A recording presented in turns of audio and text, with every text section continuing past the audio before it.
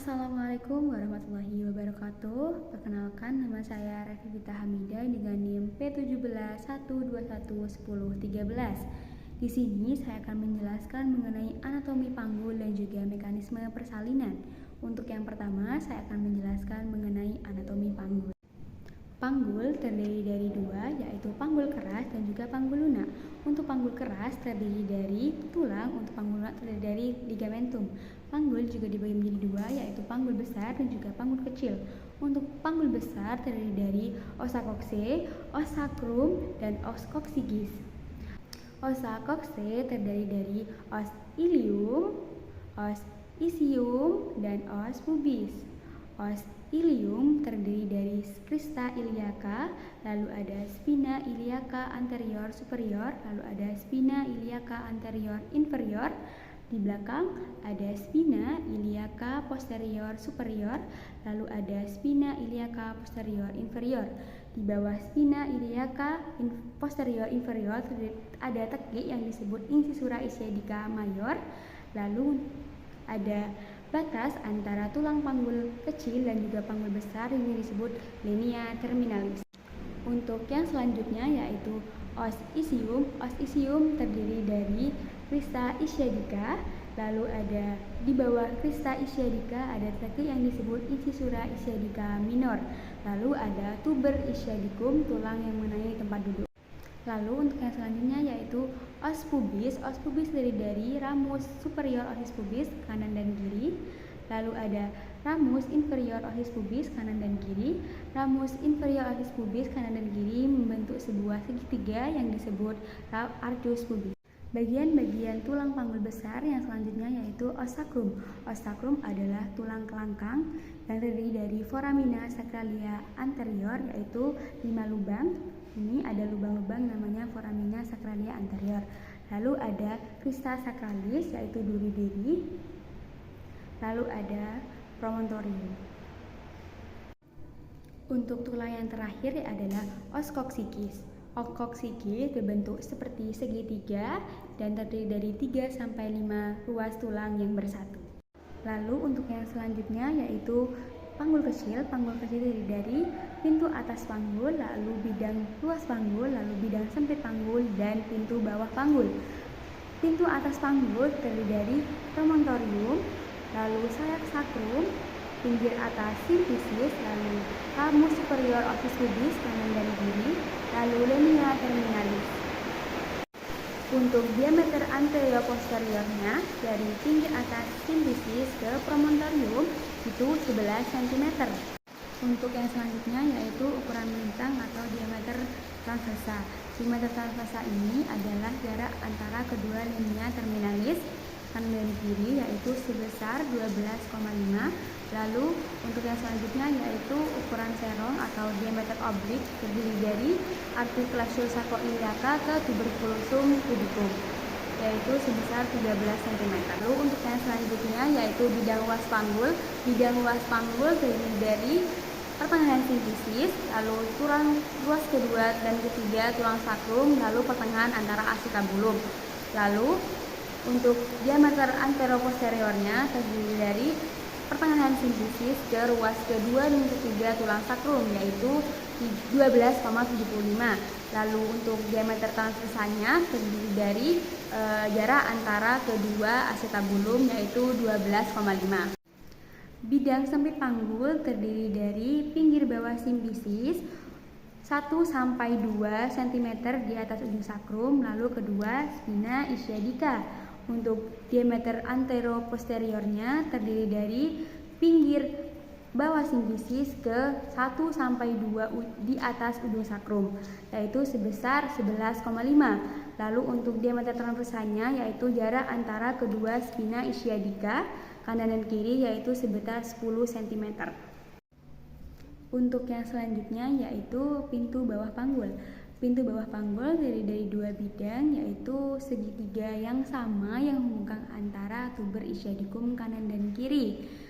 Untuk batas segitiga bawah yaitu ujung os sacrum, lalu untuk segitiga atas yaitu arcus pubis. Untuk ukuran anteroposteriornya yaitu dari pinggir bawah simfisis ke ujung sakrum,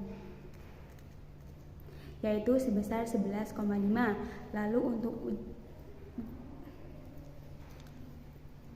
untuk ukuran anteroposteriornya yaitu dari pinggir simfisis ke ujung os sakrum yaitu 11,5. Lalu untuk diameter transversalnya dari antara tuber ischiadicum kanan dan kiri yaitu sebesar 10,5. Lalu untuk diameter sagittalis posteriornya yaitu dari ujung sakrum ke pertengahan ukuran melintang atau sejajar dengan tuber ischiadicum yaitu 7,5 cm. Untuk yang selanjutnya yaitu bidang HOT. Untuk HOT pertama yaitu sejajar dengan PAP yang sudah saya jelaskan tadi. Lalu untuk yang kedua yaitu sejajar PAP melewati pinggir bawah simfisis. Lalu untuk yang selanjutnya HOT 3 sejajar dengan PAP melewati spina ischiadica.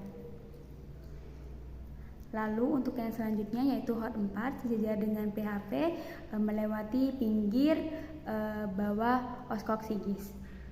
Untuk yang selanjutnya saya akan menjelaskan mengenai anatomi kepala pada anak.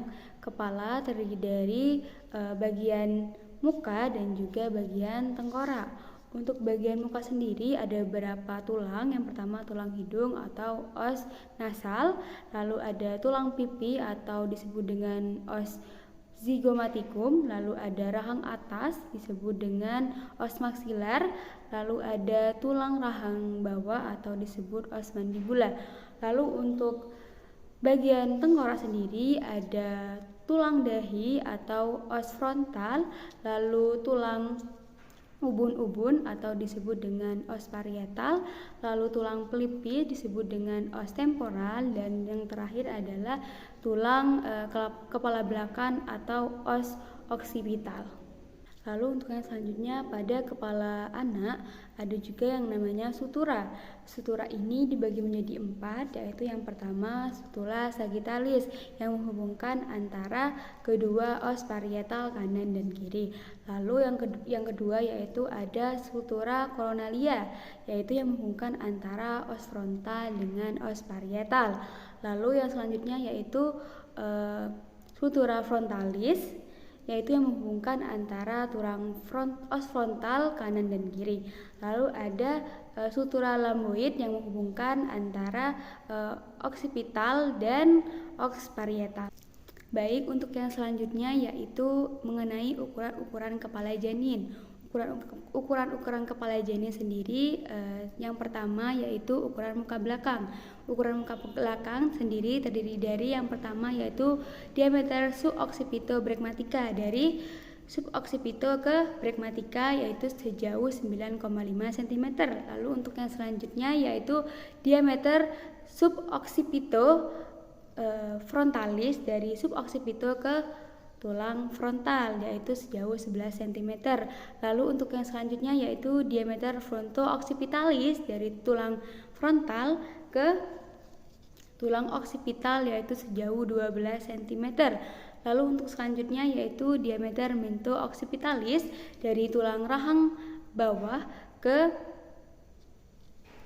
tulang occipital yaitu sejauh 13 cm. Lalu untuk yang selanjutnya yaitu diameter submento bregmatica, yaitu dari bawah dari rahang bawah ke bregmatica yaitu sejauh 9,5 cm. Untuk yang selanjutnya yaitu ukuran melintang. Ukuran melintang sendiri terdiri dari 2, yaitu ukuran biparietalis, yaitu jarak antara kedua os parietal kanan dan kiri sejauh 9 cm. Lalu yang kedua yaitu diameter bitemporalis, yaitu jarak terbesar antara sutura coronaria kanan dan kiri yaitu sejauh 8 cm. Untuk yang selanjutnya yaitu ukuran melintang, yaitu circumferentia suboccipito bregmatica, yaitu dari suboccipito ke bregmatica, yaitu sejauh 32 cm. Lalu untuk yang selanjutnya yaitu circumferentia fronto-occipitalis, yaitu dari fronto ke occipital, yaitu sejauh 34 cm. Lalu yang terakhir yaitu circumferentia mento-occipitalis, jadi dari tulang mento ke occipital seperti ini, yaitu sejauh 35 cm. Baik, untuk yang selanjutnya saya akan menjelaskan mengenai mekanisme persalinan. Untuk mekanisme persalinan sendiri ada 7 golongan. Untuk yang pertama yaitu mayunya kepala. Mayunya kepala ini disebut engagement. Engagement ini pada primi terjadi pada bulan terakhir kehamilan. Untuk multi sendiri terjadi pada saat proses persalinan.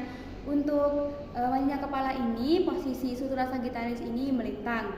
Jika posisi sutura sagittalis ini berada tepat di antara simfisis dan juga promontorium, ini disebut dengan synclitismus. Jika sutura sagittalis ini lebih dekat dengan simfisis, itu disebut dengan asynclitismus posterior.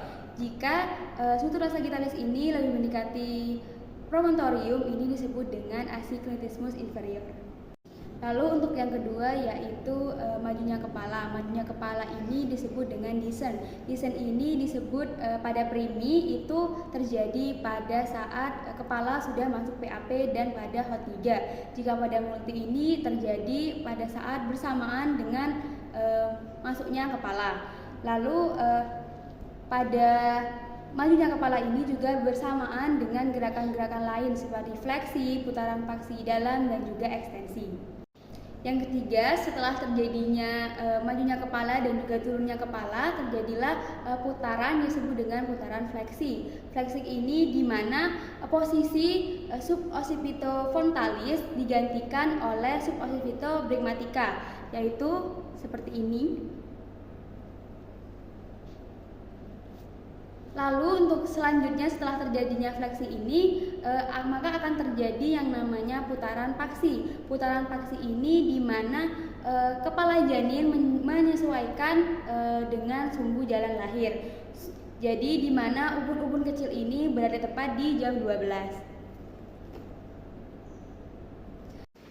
Lalu yang selanjutnya setelah terjadinya putaran paksi dalam, untuk yang selanjutnya yaitu terjadinya ekstensi. Ekstensi ini adalah kebalikan dari fleksi, di mana tadi kan fleksi itu ke bawah ya, sehingga dagunya ini menyentuh dada. Untuk yang selanjutnya ini untuk ekstensi yaitu di mana oksipital ini tertahan di simfisis sehingga lahirnya ubun-ubun besar, lalu dahi, lalu hidung, dan mulut dan rahang bawah.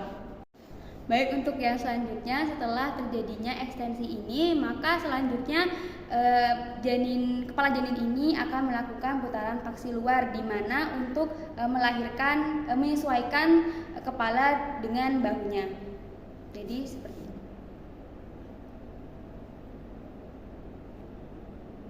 Baik, setelah melakukan putar paksi luar, maka akan lahir yang pertama yaitu bahu bagian depan, lalu disusul dengan bahu bagian kanan dan juga seluruh tubuh.